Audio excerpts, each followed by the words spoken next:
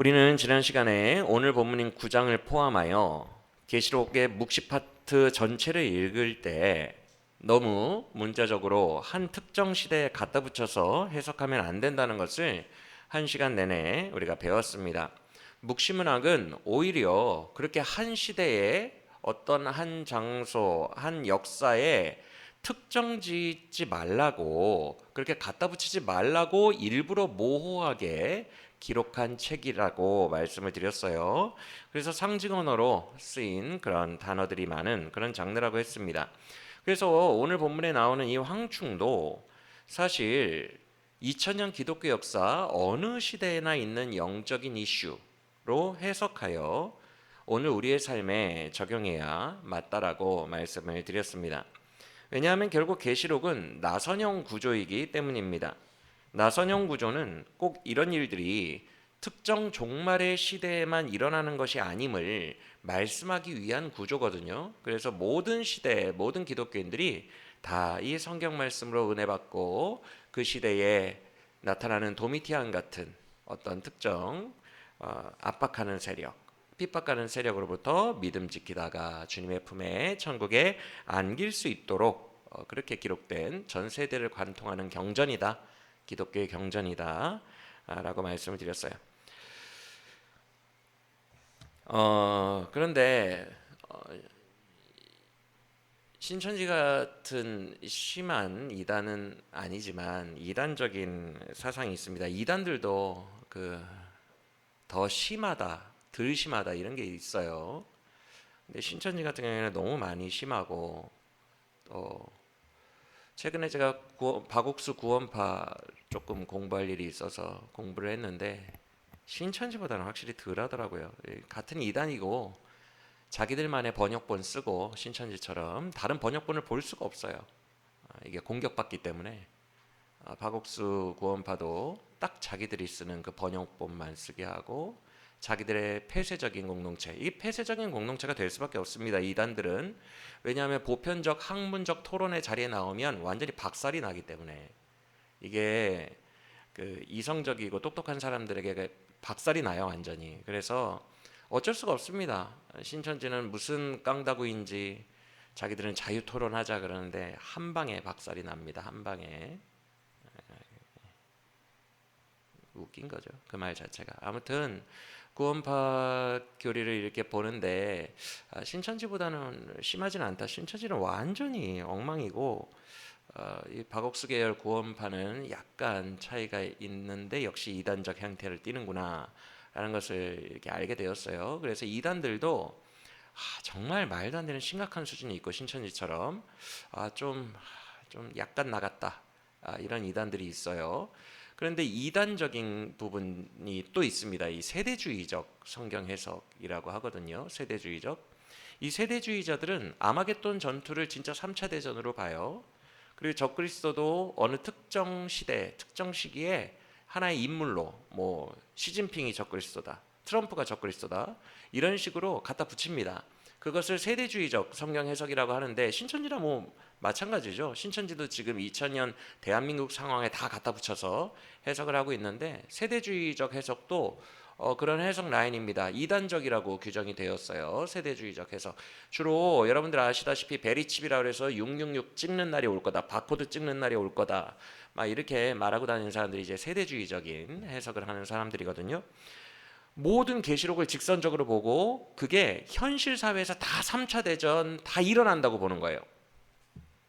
그래서 우리가 다음 시간에나 9장 배우겠지만 9장의 유브라데강에서부터 기병대들이 출발하는 장면이 나오는데 그것도 세대주의자들은 진짜 현재의 유프라테스 강으로 해석을 합니다. 유프라테스 강에서부터 3차 대전이 발발한다 이렇게 해석을 하고 그래요.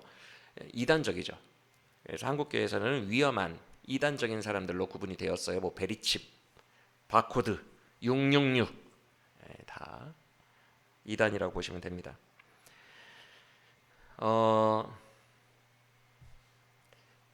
즉 계시록은 특정 시대에 적용하면 다 이단이에요. 특정 시대적으로 문자적으로 해석하면 이단입니다. 반면에 또 다 상징인 것처럼 신천지처럼 나무는 사람이다 이렇게 갖다 붙이면 이건 너무 무식한 이단이죠. 지난 시간에 말씀드린 것처럼 성경에 나무라는 단어가 수백 수천 개가 나오는데 그거 문맥적으로 다 규정해야 돼요. 왜 새가 뭐고 왜 열매는 뭐고 왜 나무는 사람이고 그렇게 해석을 했는지 그거를 모든 문장 모든 구절마다 다 논증해낼 수 있어야 돼요. 그게 안 되면 갖다 붙인 거예요. 그건 너무 유치한 해석이라 성경 해석학에서도 다루지도 않아요. 그런 식으로 갖다 붙여서 해석하면 결국 자기가 모순에 빠지고 설명을 못 해내서 결국 그건 안 되니까 단어 아무렇게나 암호풀이 하듯이 갖다 붙이지 마라. 이거는 성경 기독교 성경 해석학에서 다루지도 않아요. 누가 그런 유치한 짓을 하겠느냐라는 생각에 다루지도 않습니다. 어찌됐건 너무 문자적으로 해석해도 세대주의처럼 이단이라는 얘기를 듣고 너무 상징으로 막 갖다 붙여도 그건 당연히 이단이고, 그래서 이 묵시문학적 장르의 특징 그리고 성경은 경전이다, 온 세계를 흐르는 보편적 경전이다 라는 장르의 특징을 잘 안 상태에서 계시록을 해석해야 된다는 것을 우리가 지난 시간에 배웠습니다. 그래서 오늘 이 9장 볼 때 오늘 다 못 봐요. 반반 나눠서 다음 시간에도 볼 텐데, 지난 시간에 오랜 시간 동안 알려드린 이 해석학적 지침, 방법들을 토대로 하여 오늘은 9장의 전반부를 나선형의 구조, 모든 세대 기독교인들이 다 해석할 수 있는, 자기의 삶에 다 적용하고 자기의 삶에 믿음을 고취시키다가 믿음 지키다가 천국 갈 수 있게 만든 이 온 세상을 흐르는 경전으로서, 이 나선형적 구조로서 우리가 함께 영적인 이슈로 한번 9장을 해석해 보려고 합니다. 먼저 9장을 볼 때 우리가 기억해야 할 점들이 있어요. 그건 예전에 한번 말씀드렸는데 8장 때 말씀드렸는데 출애굽기의 내용과 유비되는 부분이 있다라는 점이에요. 이미 배웠어요. 여러분들 기억나실지 모르겠지만 출애굽기 10가지 재앙 때도 초반에는 사람 안 쳤죠. 하나님이, 그렇죠? 그러다가 나중 재앙으로 갈수록 애굽 사람들이 점점 몸이 고통받게 되고 결국에 제일 마지막 재앙일 때는 죽기도 합니다. 물론 그 전에 우박 재앙 때도 길거리 돌아다니는 사람들은 죽었겠죠. 애굽 사람들은.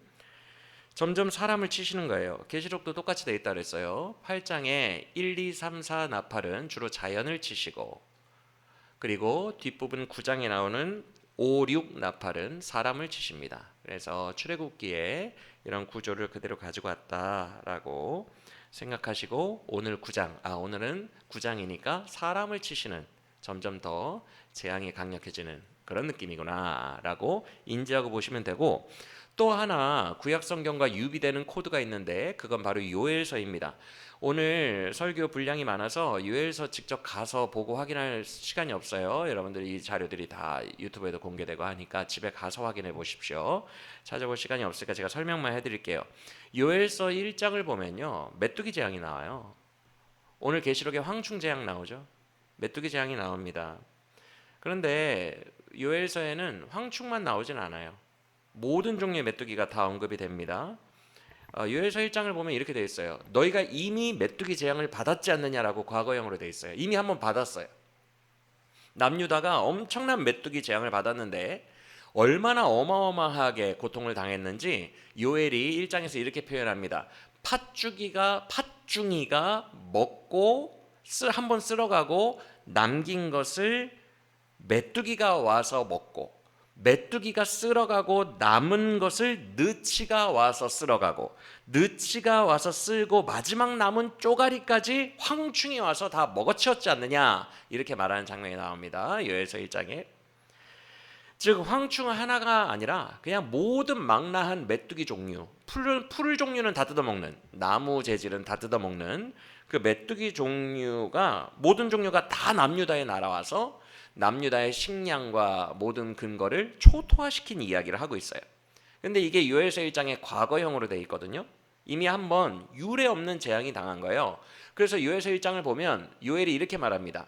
너희 조상들 중에, 너희 조상들의 이야기 설화 중에 이 정도 파워의 메뚜기 재앙을 당한 적을 들어본 적이 있느냐라고 얘기를 합니다. 즉 역사상 유례 없는 엄청난 메뚜기 재앙을 남유다가 당한 거예요. 요엘서 시대에. 그러면서 요엘이 이렇게 말합니다. 1장에서 이거 사인으로 알아야 된다. 회개해라, 회개. 더 큰 재앙이 오기 전에 회개하라 라고 말하는 장면이 나오거든요. 근데 이때 메뚜기를 요엘이 묘사할 때 오늘 계시록 본문처럼 군대처럼 묘사합니다. 오늘 계시록에서 황충을 묘사할 때 이빨은 사자 이빨 같고 라고 말하는 장면 나오거든요. 요엘서도 그래요. 그 이빨은 사자의 이빨 같고 그 어금니는 암사자의 어금니 같고 그들은 강하고 군대처럼 수가 많다, 이렇게 묘사하고 있어요. 즉 거의 말투가 비슷한 겁니다. 오늘 계시록 말투와 요엘서 말투가 거의 비슷해요. 그래서 계시록이 요엘서의 그 그림, 그 구조를 계승한 거죠. 요엘서의 묵시문학을 계승한 거예요. 그런데 단순히 요엘서의 메뚜기가 나왔고 계시록의 메뚜기가 나왔으니까 그 정보만으로 둘은 비슷하다 이렇게 말하는 건 아닙니다. 지금 계시록 9장은 어떻게 되어 있냐면요, 5번째 나팔을 불면 메뚜기가 나와요. 그렇죠? 쉽게 말해서 6번째 나팔을 불면 기병대가 나옵니다. 그렇죠? 요엘서 구조가 그렇게 돼 있어요. 요엘서가 총 3장이거든요. 1장 이미 받은 메뚜기 재앙 속에서 회개하라, 이걸 사인으로 느끼고, 2장 너희가 지금 회개하지 않으면 죽음의 멸망이 올 거다. 메뚜기 정도가 아니라 죽이는 멸망이 올 거다. 북방에서 몰려오는 기병대. 지금 유프라테스 강에서 몰려오죠. 9장에서 유프라테스 강에서 6번째 나팔을 불자 유프라테스 강에서부터 2억 기병대가 몰려온다고 돼 있죠. 계시록에. 유프라테스 강은 히브리인들에게 북쪽이에요. 요엘서도 기병대가 몰려온다 그랬어요. 기병대가 몰려오는 날 죽음이 일어날 거라 그랬어요. 그래서 요엘서는 1장 메뚜기, 2장 기병대입니다. 그리고 3장 예수님의 날에 회복될 회복, 구원.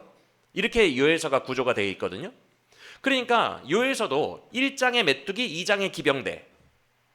계시록도 5번째 나팔이 메뚜기, 6번째 나팔이 기병대. 요엘서의 구조를 그대로 가지고 왔다는 것입니다.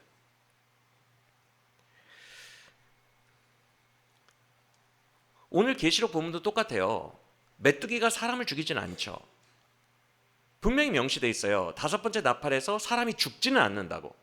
다만 메뚜기 때문에 엄청 괴롭힘을 당합니다. 그런데 죽어요. 언제? 6번째 나팔 때, 기병대 때는 죽습니다. 이 구조가 처음에는 메뚜기로 괴롭힘 당하다가 나중엔 죽는다. 이 구조가 똑같다는 거예요. 요엘서랑. 그래서 우리가 오늘 볼 9장은 여러분들이 구약 성경의 이야기, 두 이야기와 되게 유비되고 있으니까 이 두 이야기를 가지고 와서 이해를 하셔야 돼요. 출애굽기에 점점 나중 재앙이 될수록 인간까지 쳤다, 그 내용, 그리고 요엘서의 메뚜기 기병대, 이 코드 둘 다 가지고 와서 오늘 계시록을 읽으셔야 돼요. 왜? 속 내용도 일치하기 때문에. 속 내용이 뭐냐면요, 요엘은 벌써 말씀드렸어요. 뭐예요?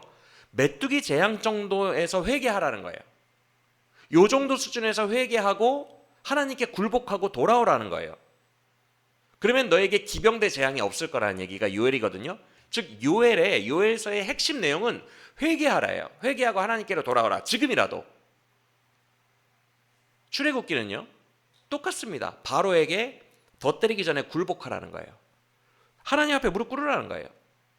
요엘서도 무릎 꿇어라. 회개하라. 출애굽기도 바로에게 무릎 꿇고 내 백성을 보내라. 이제 하나님을 인정하라. 굴복하라. 즉 굴복시키는 내용이에요. 출애굽기, 요엘, 오늘 계시록도 똑같습니다. 지금이라도 회개하라는 거예요. 왜? 어떻게 그렇게 할 수 있죠? 이건 다음 시간에 보겠지만 9장의 제일 마지막 두 구절에 이렇게 때려도 그들이 아직도 회개하지 않았더라 라고 24절인가요? 제일 마지막 구절에 그렇게 끝나고 있기 때문에 그래요. 이미 다 공개되고 있어요. 하나님이 5번째, 6번째 재앙, 9장에 있는 재앙은 회개시키려고, 굴복시키려고 때린 거구나 라고 이미 마지막 문맥 속에서 우리는 이 하나님의 의도, 9장의 의도를 다 읽을 수 있어요. 맞습니까?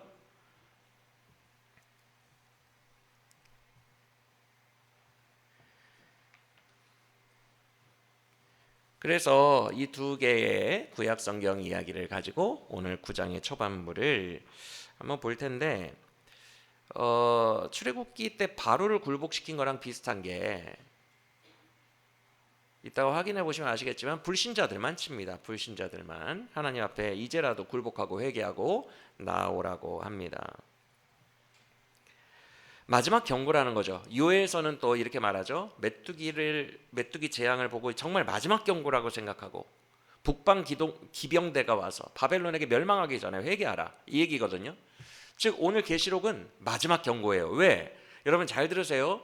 7번째 나팔은요 따로 현상이 없다 그랬어요. 7번째 나팔은 곧 7 뭐라 그랬어요? 7 대접이라고 했죠. 이미 다 공부시켜 드렸어요. 7 대접은 자비가 있다 그랬어요, 없다 그랬어요? 나팔 때까지만 해도 3분의 1만 치거든요. 3분의 1만. 근데 대접은 그냥 다 쳐요. 대접은 끝날이에요. 이 우주가 멸망해 버립니다. 그냥 이 3차원의 세계가. 대접은 막 쏟아붓는 거예요. 그래서 사실상 7번째 나팔이 7 대접이라고 했으니까 끝이라고 생각하시면 돼요. 그래서 지금 오늘 본문 9장이 몇 번째와 몇 번째 나팔이라고요?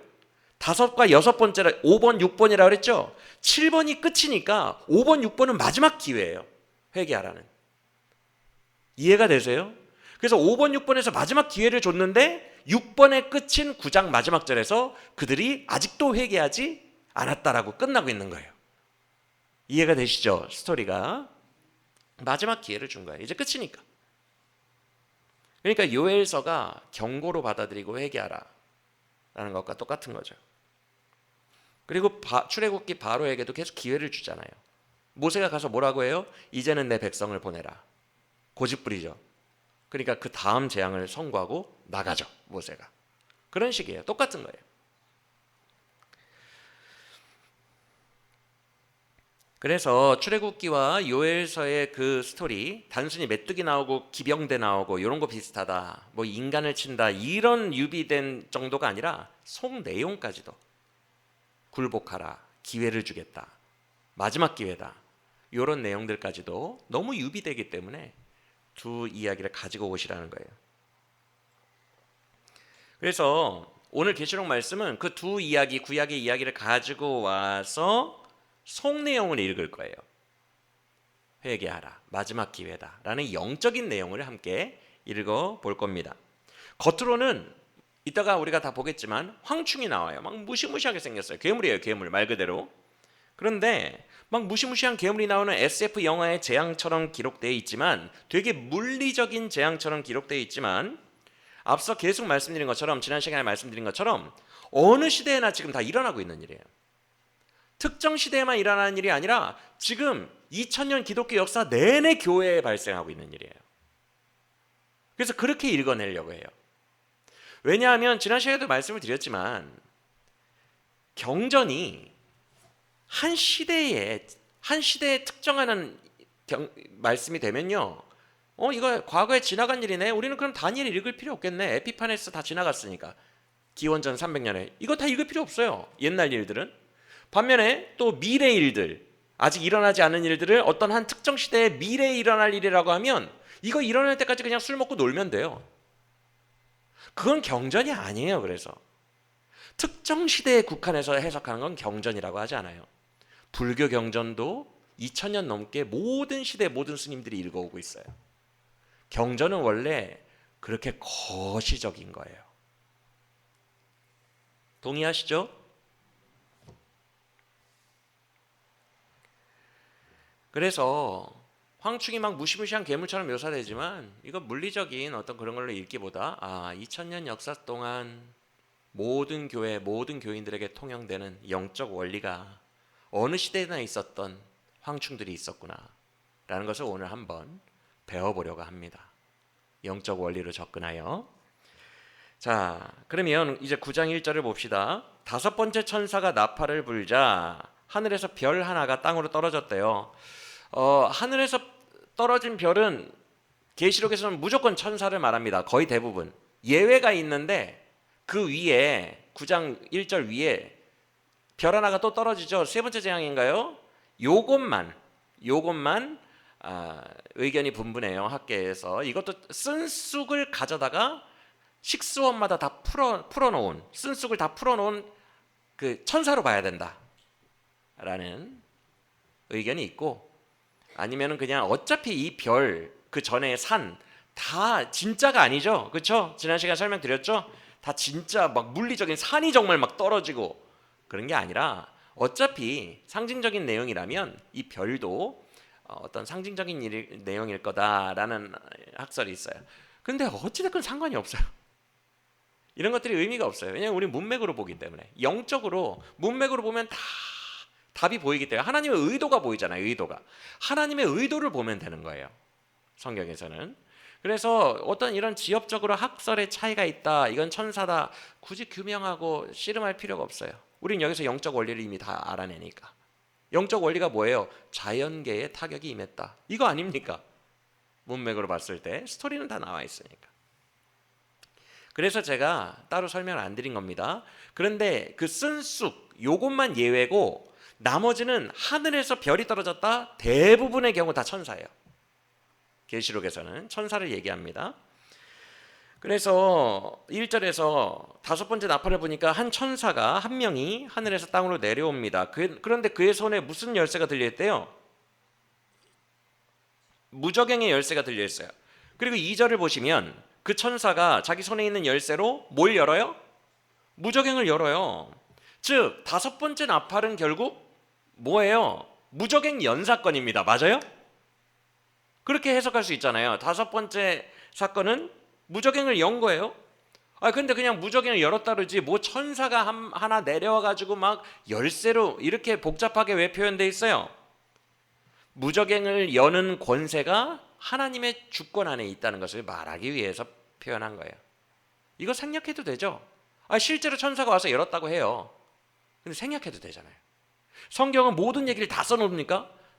가늠한 여자가 왔는데 무슨 치마를 입고 왔는데 신발이 한쪽에 없더라, 다 써놓습니까? 필요한 얘기만 써놓죠. 성경은 필요한 얘기만 써놓는데 이런 이야기를 왜 절차를 왜 써놨지? 이유가 있어서 그래요. 왜요? 하나님의 주권 안에 있다는. 그래서 이 무저갱은 누구의 허락 속에서 열린 거예요? 지금 이 나쁜 무저갱은 하나님의 허락 속에서 열렸다는 얘기를 하고 싶은 거예요. 자기들이 막 뛰어나온 게 아니에요. 모든 인류 역사는 하나님의 손아귀 안에 있어요. 알파와 오메가의 신은 하나님의 손 안에 있어요. 할렐루야. 그걸 계속 얘기하는 거예요. 누구에게? 지금 도미티안 황제 핍박 속에서 고통받는 성도들에게 다 하나님의 손에 있다. 그러면 무저갱이 열리고 이제 황축이 나오고 사람들 괴롭히잖아요. 무저갱은 뭘까요, 여러분? 이제 여기서부터 여러분 조금 집중해 주세요. 좀 지식적인 공부인데 이런 거 알아야 돼요. 그래야 계시록을 온전하게 볼 수 있어요. 무저갱은 헬라어로 아비소스예요. 아비소스. 아비소스, 이게 뭐지? 여러분 혹시 영어 단어 중에 어비스라는 단어 아세요? 1989년에 타이타닉을 만든 제임스 카메론 감독이 어비스라는 영화를 만들었어요. 헐리우드 영화 초대작이거든요, 그 당시에. 혹시 어비스 보셨어요? 바다로 내려가가지고 막 어비스를 안 보셨다고? 제임스 카메론의 역작인데 그걸로 제임스 카메론이 유명해져서 타이타닉도 하고 막 그랬는데, 어비스라는 영화가 있어요. 89년도에. 그 단어가 어비스가 헬라어 아비소스에서 파생된 단어입니다. 어원이 같아요. 같은 단어예요. 근데 그 어비스 영화의 내용이 뭐냐면 미국의 핵잠수함이 침몰돼요. 근데 하필이면 저기 마리아나 해구 같이 엄청 깊은 해구에 아주 심해에 가라앉았다는 소식을 들어요. 그래서 미 해군에서 탐사정을 보냅니다. 잠수함을. 그래서 탐사대가 그 침몰한 핵잠수함 찾으려고 심해로 들어가요. 근데 거기에 세상에 외계인들이 지하 도시를 지어놓고 거기에서 안녕 하고 있었던 거야. 외계인들이 친구로 나와요. 우리 사실 여기서 오래전부터 살았어, 이렇게. 그게 어비스예요. 제임스 카메론 감독 외계인을 등장시켰어요. 어비스라는 단어의 뜻은 심해. 헬라어로도 심해, 아비소스, 같은 단어예요. 무저갱이라는 단어가, 무저갱이라고 신약 성경에 표현된 단어는 다 아비소스예요. 100%. 그러면 여러분이 이제 무저갱이라는 단어를 보면 심해라고 알아들으시면 돼요. 심해. 아주 깊은 바다, 시면이 있는 곳, 끝없이 어두운 깊음, 빛이 들어가지 않는 어두운 바다, 인간이 느끼는 공포의 근원. 여러분, 바다 깊은 곳 가면 정말 무섭거든요. 빛이 안 들어와서. 인간의 심연, 공포의 근원이 있는 곳, 거기가 어비스예요. 아비소스, 무저갱. 그래서 이 깊은 심해는 혼돈을 가리키기도 하거든요. 공포, 혼돈. 그래서 창세기 1장에 천지 창조 때 혼돈이 흑암 위에 있고 하나님의 영이 물 위에 임하신다고 되어 있죠. 운행하신다고. 그게 어비스예요. 굉장히 혼돈의 물, 깊은 어둠. 거기에서 하나님이 빛이 있으라라고 빛을 쫙 쬐시고 물과 물을 나누시면서 천지창조를 시작하십니다. 맞아요? 그곳이 어비스예요. 무저갱. 그래서 히브리인들은 바다를 부정하게 봐요. 모든 이상한 존재들은 바다에서 다 올라와요. 그래서 11장에서 적그리스도 올라오거든요. 짐승. 무저갱에서 올라왔다라는 표현이 있고 바다에서 올라왔다는 표현이 있어요. 같은 거예요. 11장 7절인가에 보면 짐승이 무저갱에서 올라왔다라고 돼 있어요. 몇 절인지 잘 기억 안 나지만 그때 가서 봅시다. 그래서 마귀도 용도, 그리고 여러분 최근에 배우는 욥기 기억나세요? 욥이 주여 나를 바다 괴물처럼 취급하시나이까? 나를 왜 주의 거대한 사탄 대적처럼 나를 괴롭히시나이까? 나를 리워야단으로 취급하십니까? 리워야단이 뭐예요? 밑에 각주 보면 악어로 번역이 되어 있는데 용처럼 아주 길고 무시무시한 바다에 사는 괴물이에요. 그걸 리워야단이라고 합니다. 욥기에서 욥도 그런 정서를 이미 가지고 있었다는 거예요. 고대 근동의 정서. 나를 바다 괴물로 여기시나이까? 나를 리워야단으로 여기시나이까? 바다에는 마귀가 살고 있어요. 이해가 되시죠? 그래서 나중에 요한계시록을 보면 용, 사탄이죠. 옛뱀 용은 사탄이라 명시돼 있죠. 같은 존재예요. 사탄이 바다에 딱 서 있잖아요. 바다에 성도들을 괴롭히려고. 그리고 입으로 물을 팍 토해내잖아요. 모든 부정하고 혼돈, 마귀 이런 애들이 있는 곳은 하여튼 바다예요. 히브리인들에게. 그게 어비스, 무저갱입니다. 이해가 되시죠? 그래서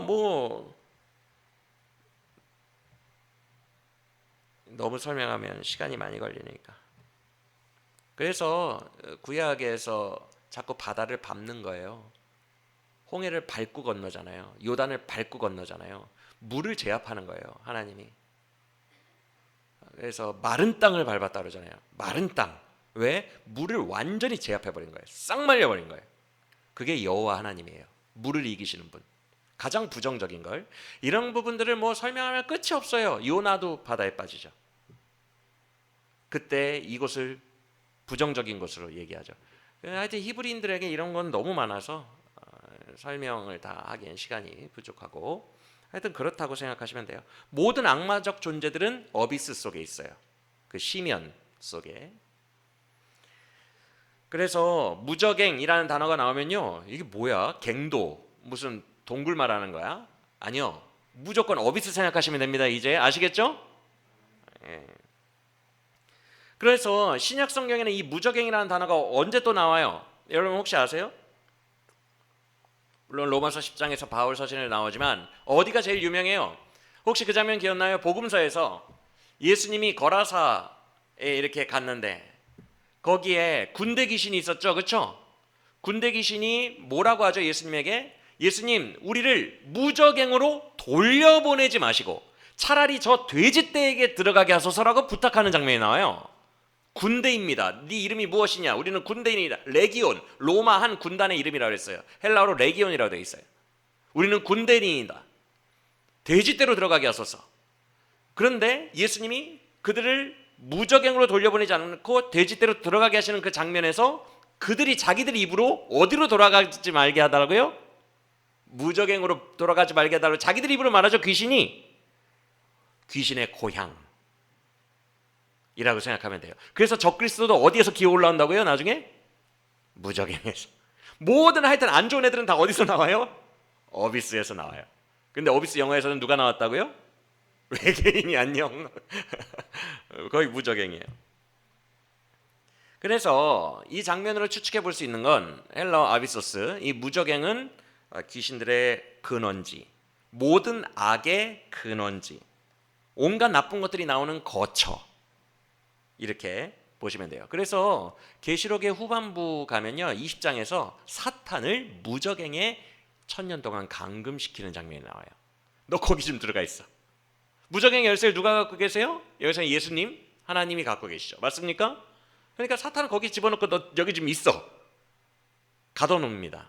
나중에는 거기에서 또 나와가지고 마지막 최후 전쟁을 치르죠. 무적행은 그렇게 나쁜 애들, 우리가 흔히 알고 있는 모든 악한 애들을 다 가둬놨다가 걔네들 나왔다가 들어갔다가 하는 것이에요.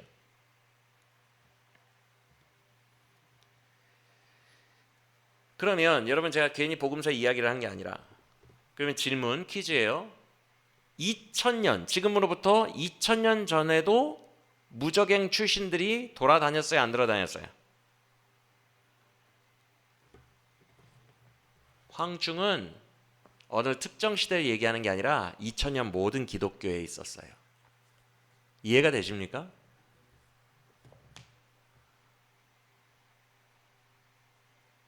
먼 미래에 닥칠 어떤 특정 시대에 닥칠 SF 영화가 아니라고요.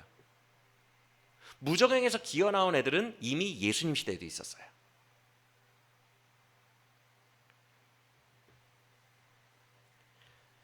그래서 오늘 본문에서 무적행의 문을 여셨다 그랬죠. 하나님은 갑자기 악을 막 쏟아내고 악을 창조하신 게 아니에요. 이때 문을 열었다가 아니에요. 이미 있었어요. 이미 돌아다니고 있었어요. 예수님 때부터. 그 훨씬 이전부터. 9장의 문맥을 보셔야 돼요. 문맥. 이 영적 의미를 보셔야 돼요. 하나님이 이때 막 악을 창조했다는 게 아니라 불신자들에게 너희가 추구하는 이 땅의 욕망을 추구하며 산 결과를 보여주시는 거예요. 영적인 의미를 이따가 다 설명해 드리겠습니다. 지금 잘 이해가 안 돼도. 어쨌든 9장의 문맥은 이거예요. 이 무적행을 여시면서 하나님이 하고 싶은 거는, 자, 아프지? 지금이라도 회개해. 이 얘기라는 거예요.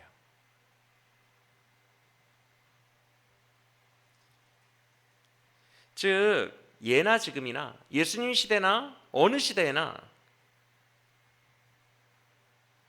그들은 불신자들 사이에 이미 땅에 올라와서 역사하고 있었던 거예요. 그래서 특정 시대에만 회개해라 라고 주님이 말씀하신 게 아니라 예수님 이후 2000년 동안 사탄이 활동하고 있으니 모든 성도들아 회개해라 라고 하나님은 살아있는 말씀으로, 죽은 말씀이 아니라 경전으로서 모든 세대에 살아있는 말씀으로 모든 성도들에게 말씀하신 거예요. 할렐루야. 너무너무 중요합니다. 제가 왜 이런 말을 계속 하는지 아시잖아요. 신천지는 딱 이거를 어디로 해석해요? 지금 현재 대한민국 과천 중심. 그러니까 문제가 생기는 거예요. 그래서 계속 말씀드린 거예요. 그건 죽은 경전을 시켜버리는 거예요. 한 시대로 경전을 국한시키는 순간 죽어요. 이건 살아있는 말씀이 안 되는 거예요. 진짜 살아 역사하는 말씀은 모든 시대 사람들이 다 은혜 받고 다 천국 가는 거예요. 그게 진짜 성경 클래스지. 어떻게 한 시대에 국한합니까? 고작 대한민국 하나에 국한합니까?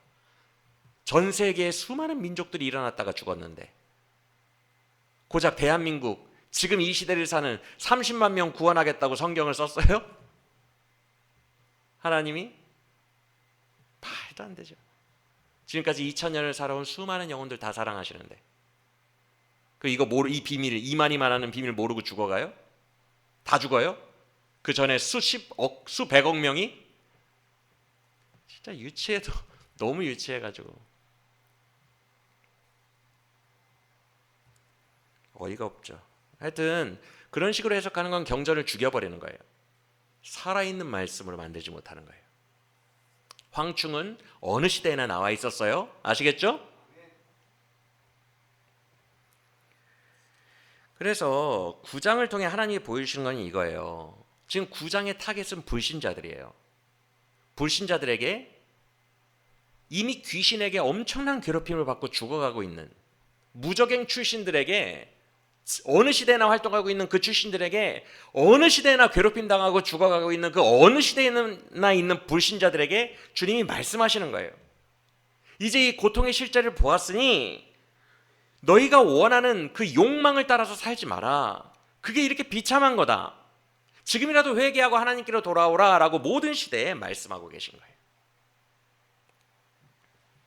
자, 다시 2절을 봅시다. 무적행을 여니까 막 연기가 올라왔대요. 해가 빛을 가려질 정도, 그리고 막 공기가 막 가려질 정도. 예, 큰 연기가 올라왔대요. 아우, 무대 효과가 대단하죠. 무대 효과예요. 음산하죠. 위협적이죠. 그러면 이렇게 생각할 수 있어요, 여러분. 연기가 올라와? 이 정도의 연기가 올라왔다고? 그럼 지옥인가? 무적행은 지옥인가? 이런 생각 해보신 분 있죠? 무적행은 지옥인가? 지금부터 설명해 드릴게요. 지옥과 무적행은 다르고요. 이 단어와 의미를 다 여러분이 알고 계셔야 돼요. 분별을 하셔야 됩니다.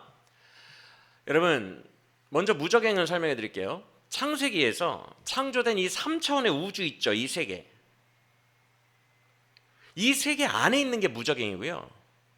지옥은 이 우주가 불에 소멸한 이후에 새로 생기는 다른 차원의 세계예요.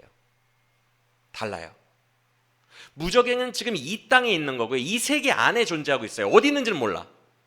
이 세계 안에 존재하고 있는 거고요. 이 세계가 완전히 끝나는 날, 싹 사라지는 날, 대한민국이 과천이고 뭐고 싹 사라지는 날, 그날 새롭게 생기는 세계가 지옥이에요.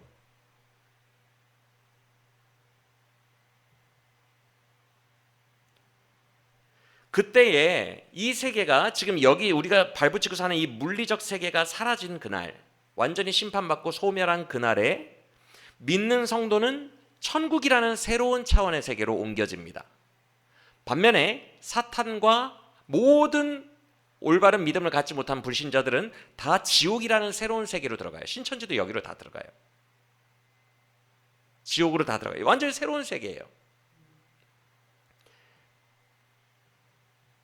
그래서 이 새롭게 생기는 세계를 요한계시록은 지옥, 불못, 둘째 사망이라고 합니다. 왜 둘째야? 둘째니까.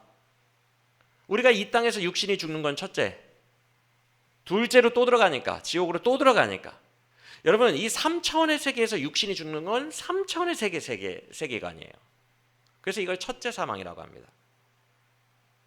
또 다른 세계라는 거예요. 둘째 사망이라는 건 또 다른 세계관, 두 번째, 세컨드예요.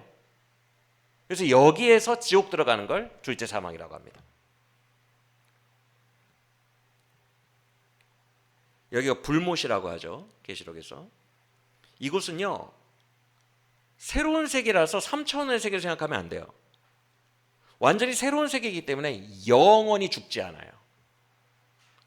지옥에서도 고통만 당합니다. 그 불못에서 영원히 죽지 않아요. 그래서 여기가 우리가 말하는 지옥이에요.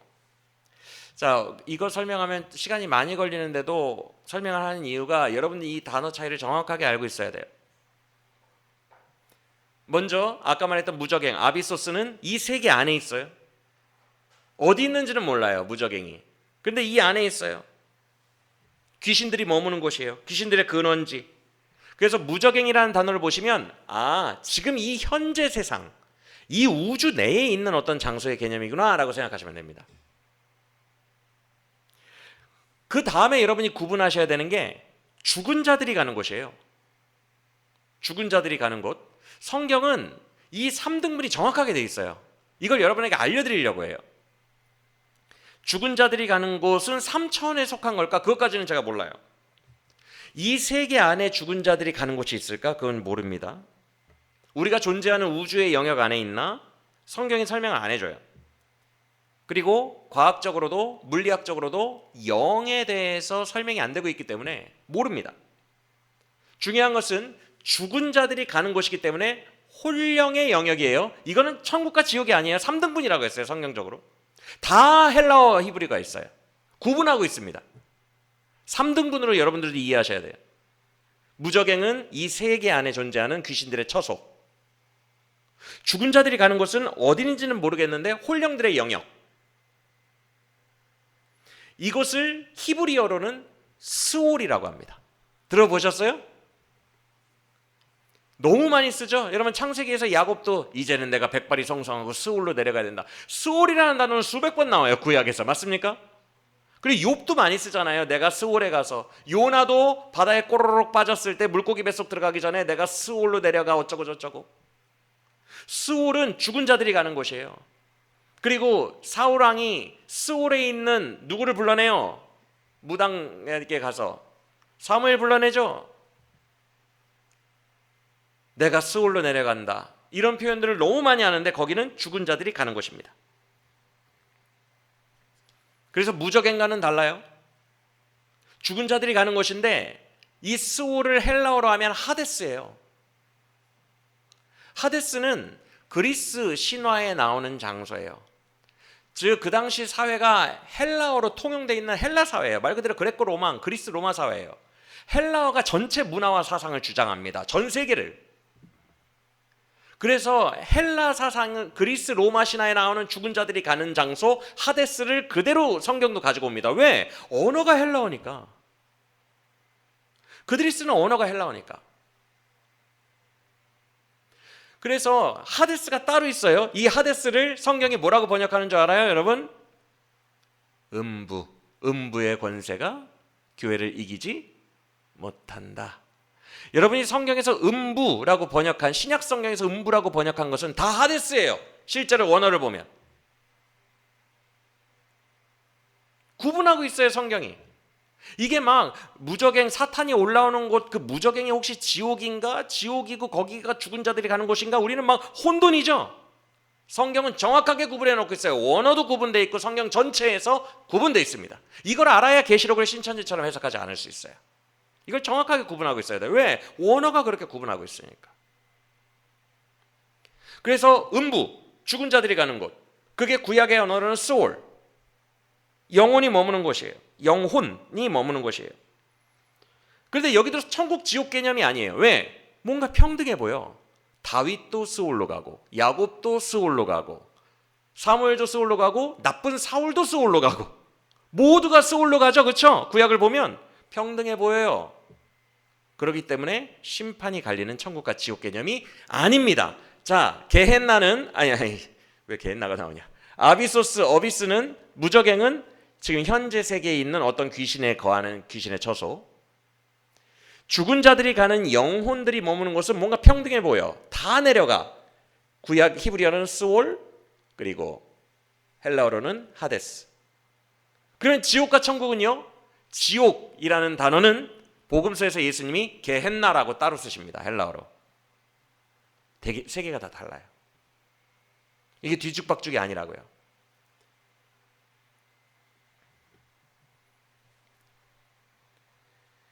이 게헨나가 지옥이에요. 그럼 게헨나는 뭔 소리야? 헨나, 게헨나라고 할 때 이 헨나라는 단어가 구약 성경 여러분들 읽어보신 분들은 아시겠지만 흰놈의 골짜기라고 있어요. 흰놈에서 왔어요. 그 하얀색 흰이 아니에요. 희예요, 희. 흰놈의 골짜기에서 왔어요. 왜 흰놈의 골짜기에서 왔냐? 이거 예수님이 처음 쓰신 단어거든요. 여러분, 흰놈의 골짜기는요, 예로부터 우상숭배, 여러분들 구약 지금 읽으시니까 아마 아실 거예요. 예로부터 우상숭배의 본거지예요. 그래서 흰놈의 골짜기에서 어린아이들을 불에 태워서 드리는 인신제사를 드렸어요. 하나님이 제일 싫어하시는 거, 내 아들을 불에 태워서 내 아들을 바칠 테니까 돈을 달라고 하거나 내가 원하는 욕망을 이뤄달라고 기도하는 거, 이게 하나님이 제일 가증하게 여기신 제사예요. 그런데 그 인신제사가 예루살렘 앞에 흰놈의 골짜기에서 이루어졌다고요. 그래서 하나님이 성경 곳곳에서 선지자들에게 내가 흰놈의 골짜기는 완전히 나의 모든 분노와 진노를 퍼부어서 쑥대밭을 만들어 놓겠다라고 선언하십니다. 특히 예레미야서에 2번 나와 있어요. 내가 흰놈의 골짜기를 나의 진노를 온전히 퍼붓는 곳, 자비라고나 하나도 없는 곳을 내가 거기를 쑥대밭으로 만들겠다라고 하나님의 분노가 응축된 곳이 흰놈의 골짜기예요. 예수님은 복음서에서 그것을 처음으로 이용하시면서 흰놈을 따와서 게헨나, 지옥이다, 하나님의 분노가 퍼부어지는 곳, 하나님의 모든 자비는 싹 사라지고 제로가 되고 하나님의 모든 진노가 거기에 응축되는 곳, 거기를 게헨나, 지옥이라고 하십니다. 세계가 전혀 세계관이 달라요. 지옥은 분노를 퍼맞는 곳이고, 게헨나는, 하데스는 죽은 사람들이 다 영혼이 머무는 곳이고, 무저갱은 귀신들의 본거지예요. 이제 구분이 돼요, 안 돼요? 구분이 되시죠? 이렇게 헬라어 히브리어가 싹 나눠져 있어요.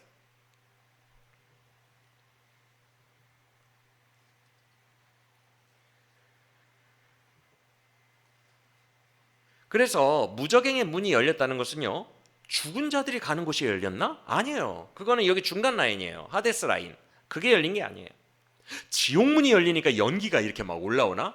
아니요. 게헨나 아니에요. 전혀 다른 개념이에요. 다만 이 연기가 올라왔다는 것도 실제로 그렇게 생각하기보다 해의 빛을 가릴 정도, 공기 전체를 다 채울 정도의 흉악한 연기가 무대 효과처럼 피어올랐구나. 이 표현을 통해 우리는 알 수 있죠. 문맥으로 알 수 있죠. 신천지처럼 갖다 붙이지 않아도 문맥으로 알 수 있어요. 이게 무대 효과라는 걸. 독자들은 이 글을 읽으면서 당연히 알죠. 뭔가 이상한 놈들이 올라오겠구나. 알아요, 몰라요? 흉악하잖아요. 느낌 자체가 흉악하잖아요. 스토리가. 그래서 거기서 황축이 뛰어나와서 사람을 괴롭히잖아요. 스토리 자체가. 그렇죠? 그러면 이 연기는 흉악한 애들이 나온다는 걸 예고하는 거죠. 대단히 악한 것들이 모여있는 근원지라는 거예요. 자, 3절 봅시다. 연기는 무대 효과고요. 이제 주요 등장인물이 등장하죠. 그게 뭐예요? 유해에서의 메뚜기 재앙 같은 황충들이 등장하죠. 그들이 무저갱으로부터 쏟아져 나오는데 그들이 전갈의 권세를 받았대요. 권세를 받았다는 말은 하나님이 허락하셨다는 거예요. 이걸 주셨다는 거예요. 하나님이 허락하신 거예요. 모든 권세는 하나님께 있음을 믿습니까? 하나님이 다 허락하신 거예요. 이게 굉장히 중요합니다. 요한계시록 읽을 때 적그리스도에게도 왜 7년 대환란 3.5 앞 3.5 뒤 3.5 왜 이렇게 하셨냐면 하나님이 적그리스도의 시기를 딱 정해놨다는 거예요. 모든 권세는 하나님께 있고 적그리스도가 막 활발하게 활동하는 것도 하나님이 허락하신 거예요. 그래서 요한계시록은 모든 게 하나님의 주권이다. 하나님이 역사를 주관하고 계신다. 하나님이 다 허락하신 거다. 이게 굉장히 강조됩니다. 왜?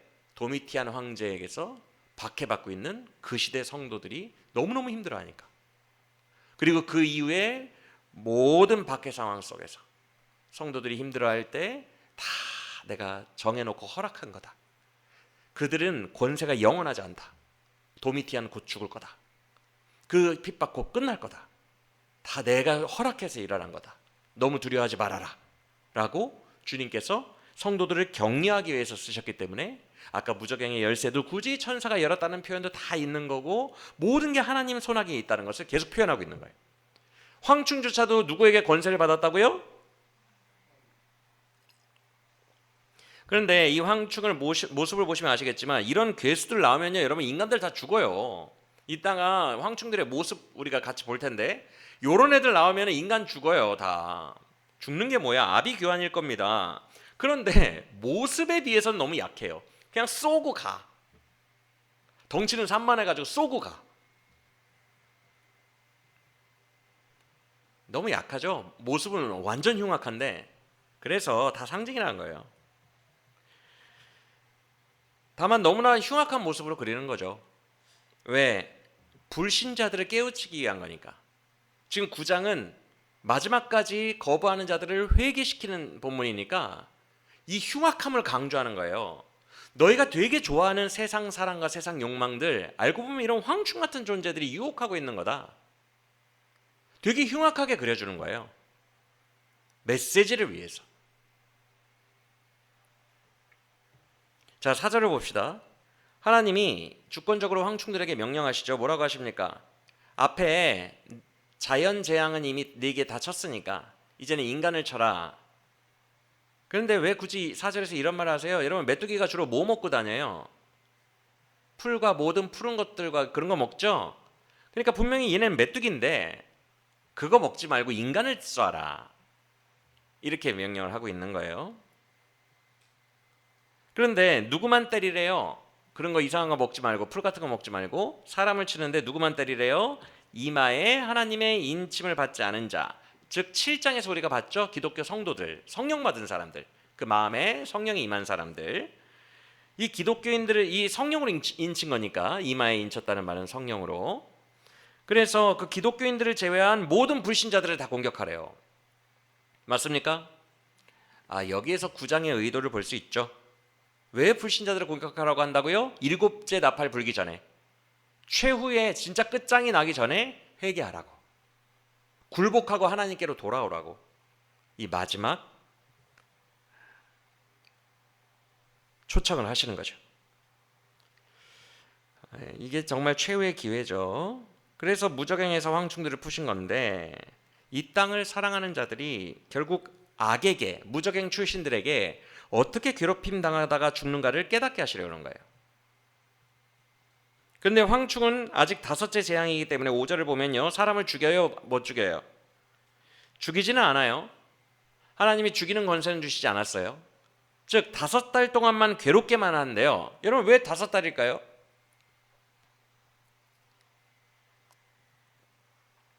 굳이 해석할 필요 없어요. 이걸 해석하려고 하면 이단에 빠지는 거예요. 왜? 묵시문학은 그렇게 명료하게 일부러 안 해놨으니까. 이게 명료하다라고 주장하는 순간부터 이단이에요. 여러 학설이 있습니다. 뭐 한 가지만 알려드릴까요? 고대 근동에서 메뚜기가 창궐하여 활동하는 시간이 딱 5달이에요. 5월부터 9월까지. 근데 과연 그거 써놨을까? 여러분, 해석하려면요, 갖다 붙이려면요, 수백 개의 학설이 있어요. 우리가 어떻게 해석해야 계시록이 제일 건강한 거냐면요, 5달 하나님이 기한을 두셨구나, 이렇게 해석하는 게 제일 건강한 거예요. 이해가 되십니까? 그냥 뭐 수백 개의 학설이 있지만, 심지어 메뚜기가 고대 근동에서 5개월을 딱 활동하고 죽지만 그것조차도 가져오지 않는 거예요. 그럼 명백한 학설조차도 가져오지 않는 거예요. 왜? 문맥으로 다 보이니까. 하나님이 기한을 두셨구나, 제한적이구나. 하나님께 권세를 받았는데 쏘는 권세만 받고 생명은 못 죽이고 5달 내로 사라지는, 모든 게 하나님의 섭리와 손아귀 안에 다 있구나, 다 정해져 있구나, 이렇게만 느끼면 되는 거예요.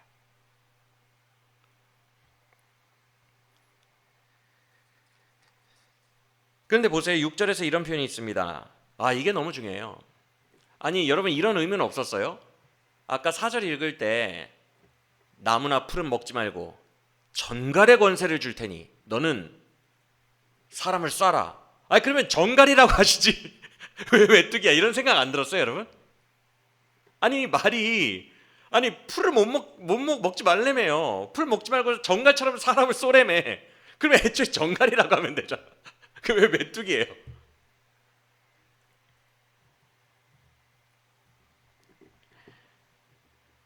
이따가 말씀드리겠지만 메뚜기는 압도적인 능력을 가지고 있어요. 온 세상을 뒤덮을 정도로 압도적인 능력. 고대 사회에서 메뚜기는 불가항력이에요. 전갈은 피할 수 있어요. 전갈은 딱 보면 피할 수 있는데 메뚜기는 못 피합니다. 왜요? 수억만 마리가 하늘을 덮어버리니까. 메뚜기 재앙 보시죠? TV에서 다 갉아먹고 싹 사라지는 거, 싹 쓸어가 버리는 거. 불가항력입니다, 인간에게는. 그래서 메뚜기라고 한 거예요. 자, 6절에 이런 표현이 있습니다. 5달 동안 사람들이 죽고 싶어도 죽지 못하는 고통에 처하게 된대요. 이 말이 되게 중요해요. 이게 인간의 실존이거든요. 이 얘기를 하고 싶은 거예요. 모든 세대 인간들은 다 이래요. 이걸 얘기하고 싶은 거예요, 주님은.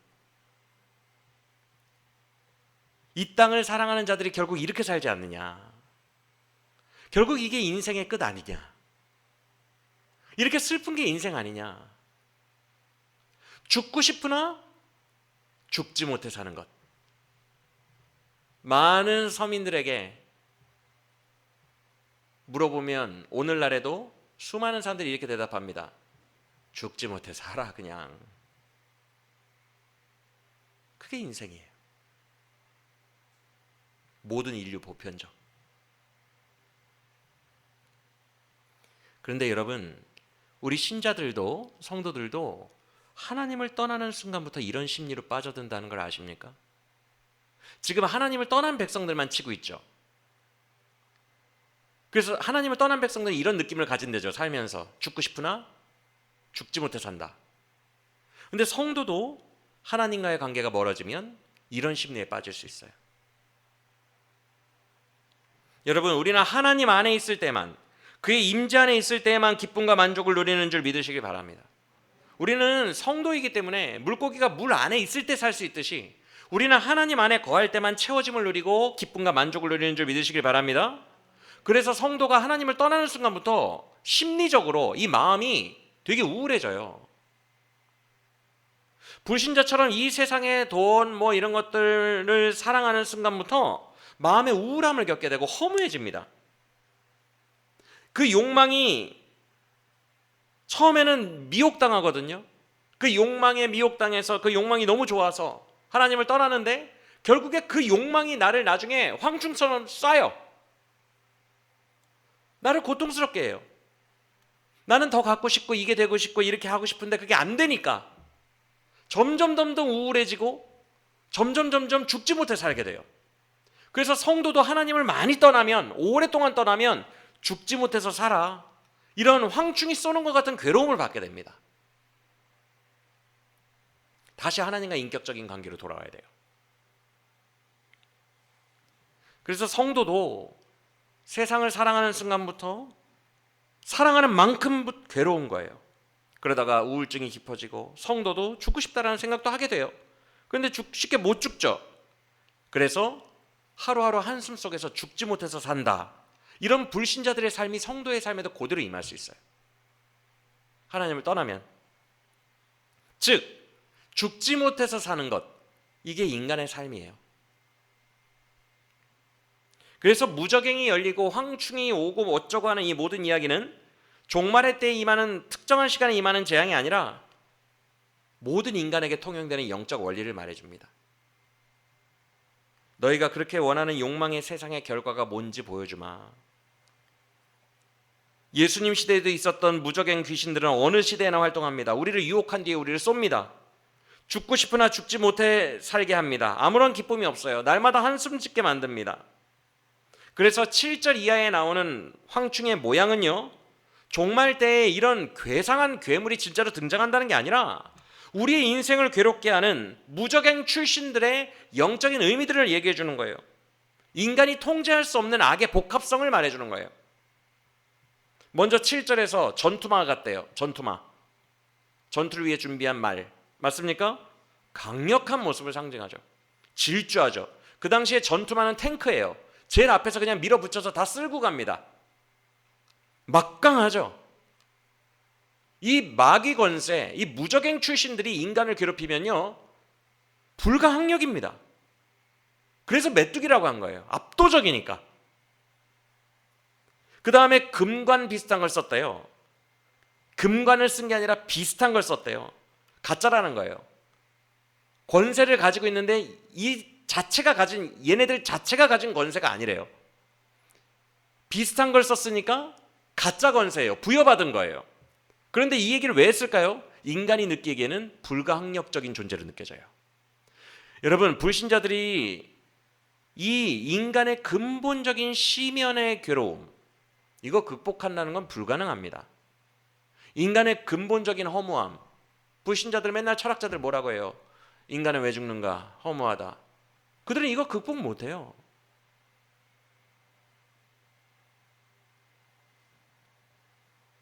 강력한 권세를 가지고 있어요. 인간 시면에서 우울증을 주고 허무함을 주고, 이런 존재들은 인간이 못 이깁니다. 그래서 권세를 가진 것처럼 보여요. 그런데 이 벌레가 사람 얼굴을 하고 있대요. 메뚜기 얼굴이 아니라. 이건 무슨 의미일 것 같아요? 인격적이라는 거예요. 지능적이라는 거예요.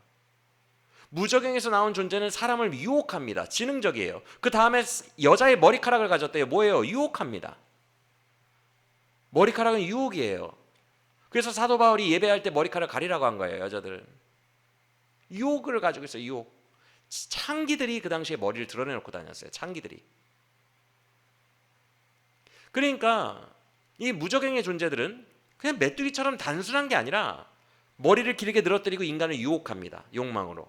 그리고 되게 지능적이기 때문에 인격적으로 인간에게 다가와서 인격적으로 작업하기 시작합니다. 이게 마귀예요. 무적행 출신들.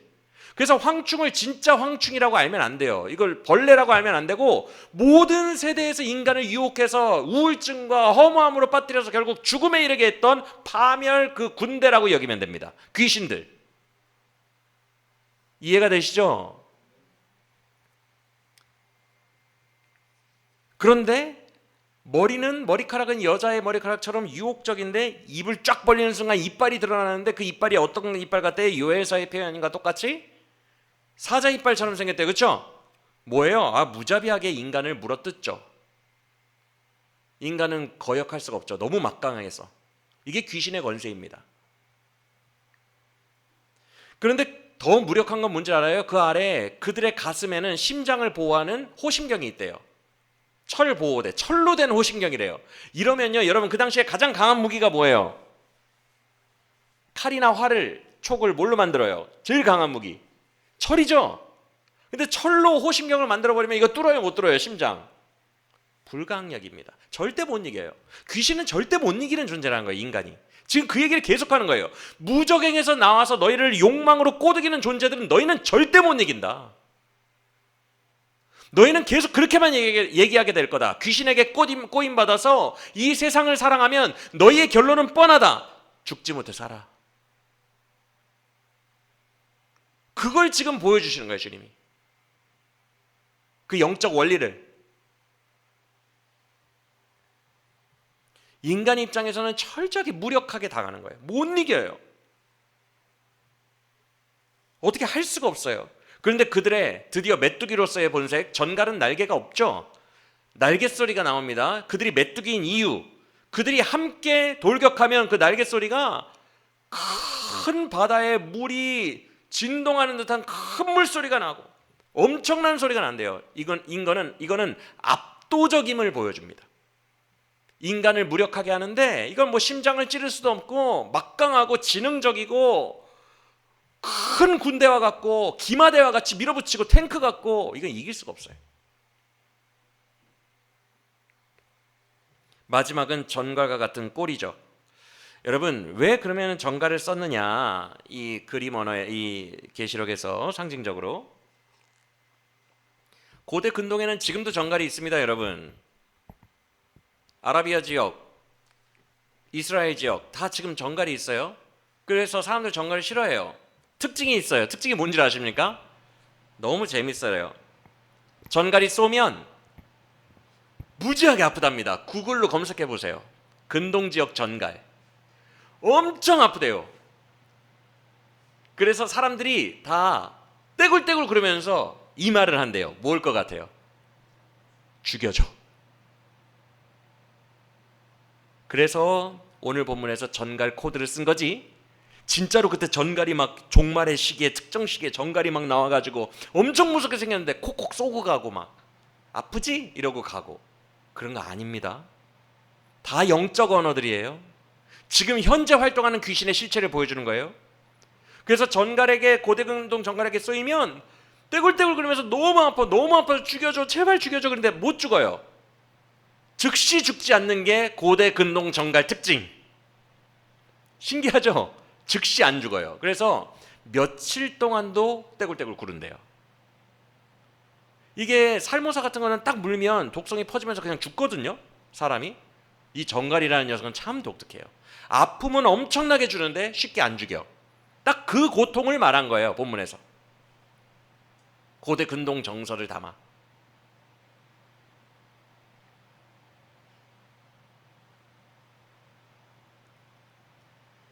죽고 싶어도 죽지는 못하고 너무 아파. 여러분 인생이 이렇잖아요.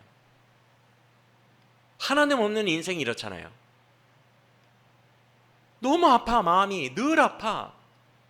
만남보다 이별이 더 많아. 늘 아파. 마음이 너무너무 괴로워. 상실이 너무 많고 허무가 너무 많고 우울이 너무 많고 너무너무 많아. 마음이 막 찢어질 것 같아. 매일매일 너무 아파. 죽고 싶은데 죽지 못해서 또 살아. 이게 인생 아닙니까, 여러분? 그래서 하나님께로 돌아오라는 얘기가 9장인 거예요. 지금이라도 하나님께로 돌아오라는 거예요. 회개하고. 너희를 꼬드기고 있는, 불신자들을 계속 욕망으로 꼬드기고 있는 무적행 출신 귀신들은 지금도 활동하고 있는데, 어느 시대에나 활동하고 있는데, 제발 그들 따라서 파멸로 가지 말고 회개하고 아버지께로 돌아오라는 거예요. 그게 9장이에요. 인류 전체에게 그 인간의 실체를 보여주시는 거예요.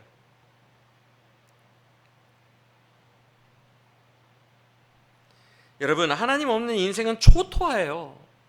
메뚜기가 한번 쓸고 지나가면, 창궐에서 쓸고 지나가면 초토화잖아요. 푸른색이 남아있는 게 없잖아요. 우리의 인생도 결국 이렇게 파멸로 간다는 거예요. 그 결과가 죽음이에요. 다음 시간에 배울. 초토화시킨 다음에 죽여요.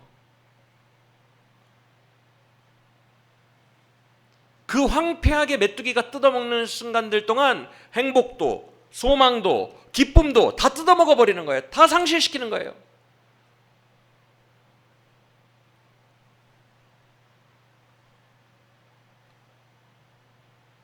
그러다가 어떻게 돼요? 12장 13절 말씀처럼, 다음 시간에 볼 13절 말씀처럼 그 다음 화가 임하여 죽음을 맞게 됩니다. 이게 인간의 인생이죠. 즉 9장에서 주님은 7번째 나팔, 진짜 끝이 나기 전에 불신자들에게 마지막 기회를 주는 거예요. 회개하라고, 복음을 믿으라고, 예수 믿고 천국 오라고 마지막 기회를 주는데, 그 마지막 기회 때 보여주시는 것은 인생의 괴로움과 죽음입니다. 이것은 오늘날 복음 전할 때도 똑같이 통용되는 인간 보편 원리예요. 맞습니까? 그러면 마지막으로 11절에, 오늘 파트의 마지막 절인 11절에 왕 이름은 왜 나오느냐? 여러분, 이 존재가 뭔 것 같아요? 무적행의 왕이래. 얼핏 보기에는 사탄 같죠, 그렇죠? 근데 사탄과 별개입니다. 당연히 별개예요. 왜냐하면 사탄은 용, 옛뱀, 사타니스, 헬라어로 사타니스거든요. 사타니스라는 고유의 이름이 있어요. 계시록 내에서. 그래서 갑자기 아볼로온으로 나올 수는 없어요. 아볼로온은 사탄이 아니에요. 다른 존재예요. 무적행의 왕이래요. 그래서 그 왕의 이름이 히브리어로는 아바돈, 헬라어로는 아볼론이라고 친절하게 설명하고 있어요. 여러분, 히브리어로는 뭐고 헬라어로는 뭐다, 이런 식으로 양쪽 언어를 설명하는 게 이제 요한의 특징이거든요. 예수님 십자가에서 못 박힐 때 유대인의 왕이라고 무슨 어로 써 있다고 얘기했어요. 요한복음에서만 그거 얘기했죠. 요한복음 묵상하실 때 기억나죠? 못 박혀, 유대인의 왕 예수라고 못 박히실 때 히브리어와 헬라어로 쓰였다고. 이게 요한복음, 요한의 특징이에요. 친절하게 지금 소개하고 있는데, 이게 뭐냐? 이거 그러면 사탄 아니면 이거 뭐예요? 무적행의 왕이 히브리어로 아바돈이라고 그랬어요. 이 아바돈 많이 나와요. 욥기에도 나와요. 욥기에 엄청 많이 나와요. 원래 그 뜻이 멸망이라는 뜻이에요. 파멸. 그래서 욥기에서는 욥이 이렇게 표현합니다. 스올과 파멸, 혹은 스올과 멸망. 그런데 히브리어 원문으로 보면 아바돈이라고 되어 있어요. 스올과 아바돈. 파멸이에요. 히브리어로 그냥 파멸. 그래서 스올과 세트로 등장해요. 즉 스올이 뭐예요? 아까 다 설명드렸죠? 누가 가는 곳? 죽은 자들이 가는 곳. 그래서 죽은 자들이 가는 이 스올과 파멸 아바돈이 세트로 나와요. 즉 아바돈은 죽이는 자예요. 파멸시키는 자. 이해가 됩니까? 아볼로온은요, 헬라어로 파괴자라는 뜻이에요. 멸망시키는 자. 같아요. 의미가 같아요. 그래서 지금 이거 의인화한 거예요, 여러분. 실제로 이런 존재가, 독립적 존재가 존재한다는 게 아니라 의인화한 거예요. 그 무적행이라는 장소에서 쏟아져 나오는 모든 존재들은 다 파멸을 추구한다라는 걸 얘기하는 거예요. 이해가 되십니까? 그들은 파멸을 왕으로 두고 있을 정도로 모든 인간을 다 파멸시킨대요. 여러분 아까 예를 드렸잖아요. 예수님이 복음서에서 군대 귀신 만났을 때 군대 귀신이 우리를 무적행으로 돌려보내지 마시고 돼지떼로 들여보내주세요라고 말해서 예수님이 그걸 승낙하시죠. 승낙하자마자 돼지떼가 다 어디로 내달려서 자살해버립니까? 물로 바로 죽어요. 바로 자살해요. 이게 파멸을 나타냅니다. 파멸. 인간에게 어느 때나 귀신이 역사하고 있어요. 황충들이. 어느 시대에나. 그리고 이들은요 왕을 파멸로 두고 있대요. 파멸. 이들은 왕이 파멸이라고 할 정도로 무조건 파멸로만 움직이는 자들이에요. 그 뜻입니다. 왕이 파멸이라는 말은 이들은 모든 생각이 다 파멸로 움직인대요. 그래서 결국 인간을 어디까지? 죽기까지. 이해가 되십니까? 즉 이 아볼론과 아바돈이라는 이 두 이름은 하나님 반대편에 있는 파멸을 의인화해서 표현한 거예요. 사탄과는 다른 존재예요. 그래서 이 마지막 11절에서 아바돈과 아볼론 이름까지 꺼내면서 끝낸 9장의 목적이 뭐예요? 9장의 영적 의도 이제는 보이시죠?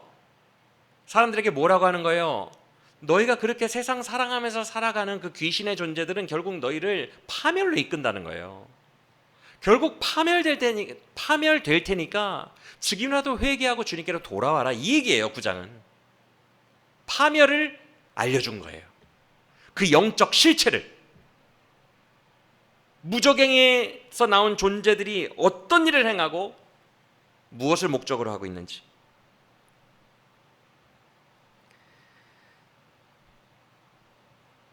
그런데 지금 이 얘기가 왜 중요한 줄 아세요?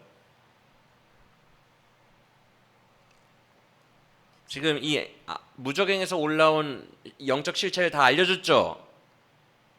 그리고 돌아오라고 촉구하고 있죠. 회개하라고. 근데 우리가 이미 결말을 알지만 다음 시간에 배울 마지막 절에서 이들이 회개하고 돌아옵니까? 안 돌아옵니까? 안 돌아와요. 잘 들으세요. 분명히 9장에서 주님이 무적행에서 올라온 출신들은 다 그 왕을 파멸로 삼고 있고 인간을 파멸시키는 존재다, 너희를 되게 아프게 하고 결국 죽이는 존재다라는 그 무적행 출신들의 실체를 알려줬어요. 9장에서. 근데 이 사람들이 회개를 안 했습니다. 9장 끝에. 그리고 무적행에서 11장에 누가 올라온다고요? 적그리스도 짐승이 무적행에서 올라와요. 무적행 출신이에요. 주님이 9장에서 분명히 말했는데 그때 회개하지 않은 자들이 11장에서 짐승을 다 충성하기 시작합니다. 적그리스도를 맹목적으로 따르기 시작해요.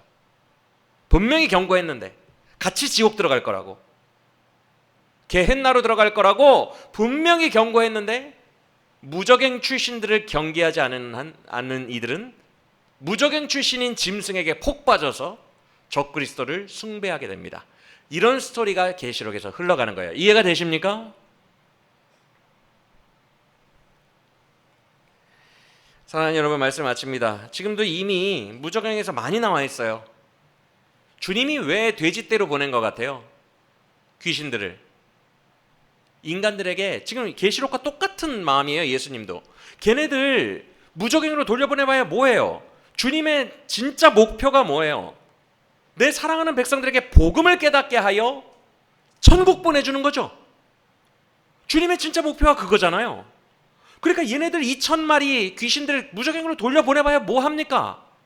아무 의미 없어요. 내 백성들을 구원하는 게 목표거든요. 그러니까 일부러 돼지떼로 보낸 거예요. 그들이 얼마나 파멸적인 존재인지를 보여준 거예요. 인간들에게. 귀신이 이렇게 너희들에게 지금도 역사하고 있으니까, 어느 때나 역사하고 있으니까 지금 복음을 믿고 예수 그리스도의 복음을 믿고 구원받으라는 거예요. 그래서 잠시 이것을 허락하신 거예요. 그래서 이 땅에는 악이 같이 존재할 수밖에 없는 거예요. 이해가 되십니까? 이런 장치들이 되게 많아요. 성경에. 악을 근절하는 게 성경의 목표가 아닙니다. 구원하는 게 성경의 목표예요. 그리고 제일 마지막에 그 악은 다 끝장낼 거예요. 모조리 불로. 그게 하나님이에요. 그게 성경 이야기예요.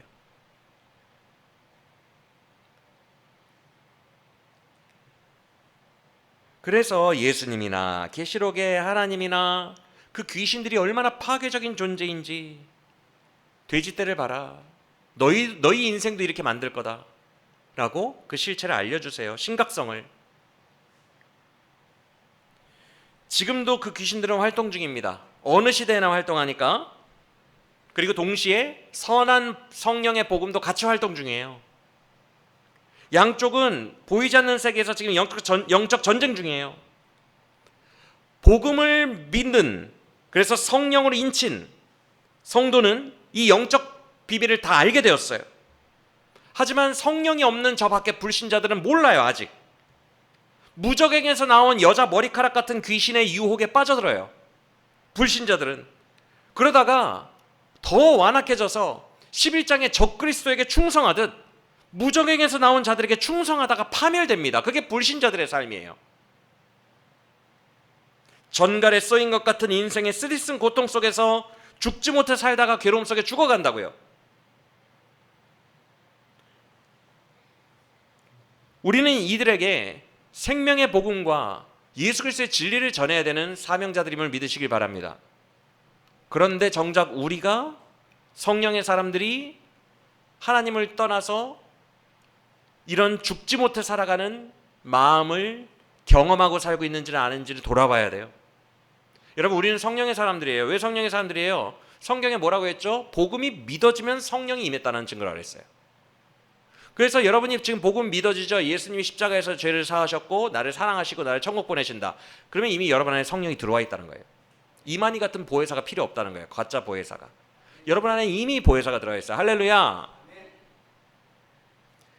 그래서 성령이, 우리가 복음이 믿어졌다는 것은 예수님을 인격적으로 만나고 예수님이 믿어지고 복음이 믿어졌다는 것은 이미 여러분 이마에 성령이 쳐져 있다는 거예요. 그래서 우리는 모두 구원받은 백성들이에요. 하나님의 사랑하는 자녀들이에요. 믿으십니까? 그런데 성령의 사람들도 이런 영적 원리는 똑같다고요. 지금도 우리 옆에 귀신이 활동하고 있어요. 하나님은 일부러 냅두고 있어요. 귀신이, 무적행 출신들이 다 세 번째 게헨나 불못으로 들어가는 순간에 20장이에요. 그때 진짜 척결하십니다. 그때가 끝이에요. 사탄과 모든 그의 수하들이 그때 다 게헨나로 들어가요. 지옥으로. 그 전까지는 활동하고 있다고요. 주님이 일부러 냅두신다고요. 복음과 악이, 파멸이 공존하게 만드신다고요. 이 세상 속에서. 그래서 복음을 더욱더 부각시키신다고요. 복음의 필요성을 더 알려주신다고요. 그래서 우리 주변에도 지금 귀신들이 활동하고 있어요. 그리고 우리를 미혹하고 있어요. 유혹하고 있어요. 그런데 신자도 이 귀신의 활동에 빠지면, 그래서 세상을 사랑하게 되고 세상의 물질적인 것들이나 모든 보이는 것들을 사랑하게 되면요, 결국 마음의 고통을 갖게 돼요. 원리는 똑같습니다. 우리도 불신자와 똑같은 황폐한 마음을 갖게 돼요. 죽고 싶다, 우울하다, 허무하다, 소망 없다, 행복 없다, 기쁨 없다. 성도도 하나님을 놓치면 그런 삶을 살게 된다는 거예요. 우리가 그런 불신자들에게 이 실체를 전해야 되는 사람인데 우리가 그렇게 되어 있다면 얼마나 이게 처참한 일입니까? 우리가 전해야 되잖아요. 여러분, 혹여 우리가, 저와 여러분이 성도임에도 불구하고 이 지경까지 가 있다면 빨리 하나님께로 돌아와야 함을 믿으시길 바랍니다. 정신 차려야 돼요. 그것들은, 무적행 출신들은 우리를 파멸로 몰아가기 때문에 정신 차려야 돼요. 여러분, 진짜 좋은 것을 우리를 부르시는 하나님, 예수 복음이 가장 좋은 것입니다. 그 가장 좋은 것을 우리를 부르시는 분은 우리 하나님인 줄 믿으시길 바랍니다. 다시 그 복음의 사랑, 복음의 은혜 안으로 들어가야 돼요. 그곳에만 우리의 참 만족이 있어요. 그곳에만 진짜 기쁨과 부요함이 있어요. 그곳에서는 똑같이 하루를 살아도 죽지 못해 사는 삶이 아니라 오늘 하루를 만끽하며 천국같이 살아가는 삶이에요. 주님 인격적으로 만나보신 분들 그 느낌 뭔지 아시죠? 천국같이 살아가요. 죽지 못해 사는 게 절대 아닙니다. 주님 인격적으로 만나보세요. 그 느낌 아시는 분들 여기 몇 분 계세요. 고개를 끄덕끄덕 하시는 분들이 계세요. 정말 다릅니다. 죽지 못해서 한숨 쉬어서 사는 삶이 아니에요. 그 즉시 예수 그리스도의 복음 안으로 들어가고 은혜 안으로 들어가고 사랑 안으로 들어가면 주님이 우리 이마에 인치시는 성령 안에서 언제든지 천국을 만끽하면서 살 수 있어요. 할렐루야. 이게 인격적으로 예수님을 만난 사람이 느낀 천국이에요. 언제든지 임할 수 있고 언제든지 느낄 수 있죠. 오늘 말씀 안에서 무적행을 따르지 않고 하늘에서 내려온 복음, 진짜 가장 선한 이 복음을 따라 만족하고 충만한 가운데서 사는 우리 모두가 되길 원합니다. 아울러 우리는 이것을 증거해야 됩니다. 하나님께서 마지막 기회를 지금 9장에서 불신자들에게 주신 것처럼 우리도 그들이 회개할 수 있도록 이 실체를 밝혀줘야 돼요. 진리를 밝혀줘야 돼요. 그렇게 살아봐야 남는 거 하나도 없어요. 결국 죽지 못해 사는 거라고요. 인생을 살아가면 살수록 이별이 더 많아요. 이별의 고통만 계속 쌓이고 상실의 고통만 계속 쌓이는 게 원래 인생이에요. 인생이란 죽어가는 것이고 썩어가는 것이고 파멸해가는 거예요. 원래 그렇게 정해져 있어요. 인생은 헛된 소망, 귀신의 유혹에 빠져들지 마시고 죽지 못해 사는 그 인생 살지 마시고 지금이라도 하나님께로 돌아오세요. 예수님 복음을 믿으세요. 그 천국을 바라보세요. 우리는 하늘의 소망이 있어요. 이렇게 전도해야 되는 것이 우리의 사명임을 믿으시길 바랍니다. 우리가 거할 것은 복음 안에서의 주님 품이라는 것을 깨우쳐줘야 돼요. 우리의 만족은 저 천성에 있고 복음에 있다는 것을 알려줘야 돼요. 천국과 지옥이 반드시 죽은 후에 있다는 것도 알려줘야 돼요. 죽은 이후의 세계, 이 첫 창조 세계가 소멸될 것도 알려줘야 돼요. 계시록 말씀처럼.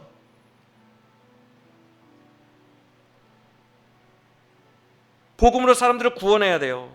우리가 먼저 복음을 누리고 복음 안에 거하며 그 복음의 위력, 진리의 위력으로 사람들을 깨우쳐줘야 해요. 그들의 눈을 밝게 번쩍 뜨게 해야 돼요. 우리는 이 사명을 위해 부르심을 받은 자들입니다. 계시록에 기록된 1세기경에도 그리고 그 이후의 어느 시대에나 오늘날에도 오늘 9장에서 배운 영적 원리는 여전히 존재하고 있는 줄 믿으시길 바랍니다. 인간이 이 땅에 발붙이고 사는 동안에는 늘 있어요. 지금도 무적행의 세력들과 예수 복음의 세력은 전쟁 중이에요. 이 영적 전쟁의 구도를 명확히 바라보고 천국 진리의 편에 서서 싸우는 우리 모두가 되길 원합니다.